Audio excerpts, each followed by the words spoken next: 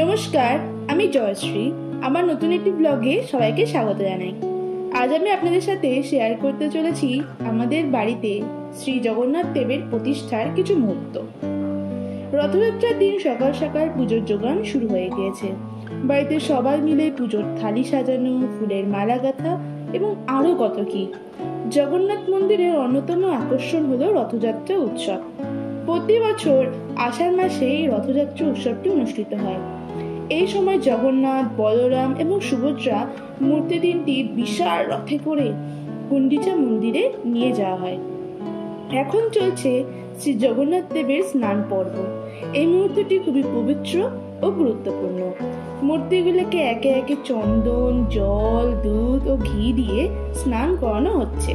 এই পবিত্র উৎসবটি হিন্দু ধর্মের একটি বিশেষ আচার, যা জগন্নাথ দেবের মূর্তির বার্ষিক স্নান উপলক্ষে অনুষ্ঠিত হয়। এই বিশেষ মুহূর্তটা দেখার পর মনটা একেবারে জড়িয়ে গেল। শুধু এই মূর্তিগুলোকে একবার চোখে দেখার জন্য মানুষ পুরী, মায়াপুর এসব স্মরণাপন্ন স্থানে যায়। আর সেই মুহূর্তের কিছুটা অংশ আমি আমার বাড়িতে উপভোগ করতে পারছি এবং আপনাদেরও একটি ছোট্ট ভিডিওর মাধ্যমে শেয়ার করার চেষ্টা করছি। তাই না ভিডিওটা কেমন হয়েছে? তো কিছু ভুল ত্রুটি হলে অবশ্যই আমাকে ক্ষমা করবেন। তো জগন্নাথ দেবের স্নান পর্ব প্রায় শেষ হয়ে গেছে। এখন চেরির সাহায্যে জগন্নাথ দেবকে সুন্দর করে মুছিয়ে দেওয়া হচ্ছে। এটি একটি অত্যন্ত সুন্দর এবং মাঙ্গলিক আচার। ঠিক এইভাবেই শুরু হয় শ্রী বলরাম দেবের স্নান পর্ব। চন্দন, জল, দুধ ও ঘি দিয়ে স্নান করানো হচ্ছে। আর এই মুহূর্তটি সত্যি খুব গুরুত্বপূর্ণ।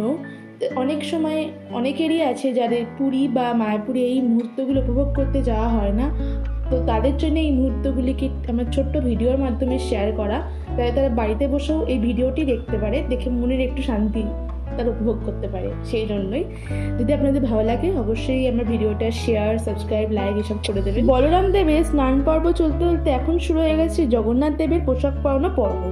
প্রতিমাগুলির জন্য বিশেষ পোশাক এবং অলংকার আনা হয়েছে। শ্রী জগন্নাথ দেবকে পোশাক এবং অলংকারে সাজিয়ে নেওয়া হলো। কি সুন্দর লাগছে বলুন দেখতে শ্রী জগন্নাথ দেবকে। ঠিক এইভাবেই জগন্নাথ দেবকে আসনে বসিয়ে দেওয়া হলো। আর এখানে দেখতেই পাচ্ছেন বলরাম দেবেরও স্নান পর্ব প্রায় শেষের দিকে। তো চেরির সাহায্যে বলরাম দেবকে মুছিয়ে নেওয়া হচ্ছে। তারপর বলরাম দেবও সাজসজ্জায় সজ্জিত হবে। অসাধারণ লাগছে বলুন না বলরাম দেবকে। নীল সাজে সজ্জিত হচ্ছে বলরাম দেব। সত্যি এক অপূর্ব দৃশ্য, খুব সুন্দর লাগছে বলুন না বলরাম দেবকে। কি সুন্দর অপূর্ব সাজে সেজে উঠেছে বলরাম দেব। এখন চলছে সর্বশেষে সুভদ্রা দেবীর স্নান পর্ব। দুধ, জল, চন্দন, ঘি দিয়ে স্নান করানো হচ্ছে। দেখুন তো কি সুন্দর লাগছে না সুভদ্রা দেবীকে। তো সুভদ্রা দেবীরও স্নান পর্ব কিন্তু শেষের দিকে। চেরির সাহায্যে সুভদ্রা দেবীকেও মুছিয়ে নেওয়া হলো। ঠিক এইভাবেই এবার সেজে উঠবেন সুভদ্রা দেবী পোশাক এবং অলংকারে।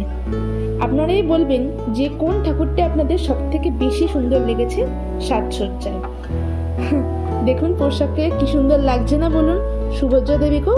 এবার সুভদ্রা দেবীও নিজের আসনে চলে যাবেন।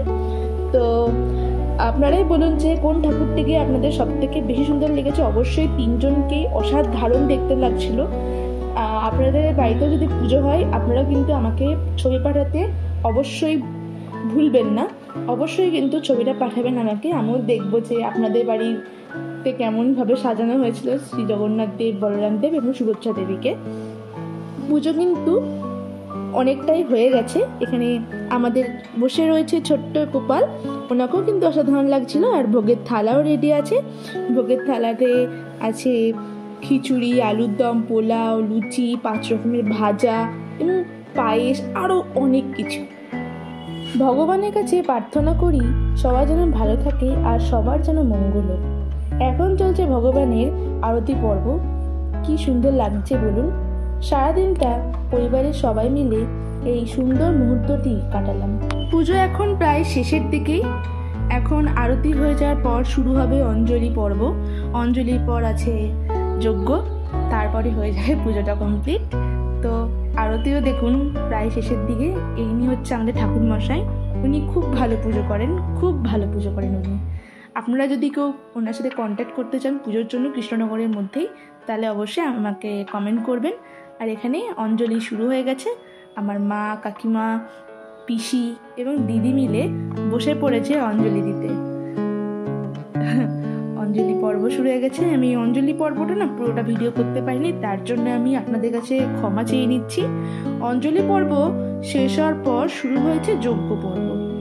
যজ্ঞও দেখুন, ভগবান প্রায় প্রতিষ্ঠা হয়েই গেছে। যজ্ঞ হলেই ভগবানের মূর্তিটি আমাদের প্রতিষ্ঠা হয়ে যাবে বাড়িতে।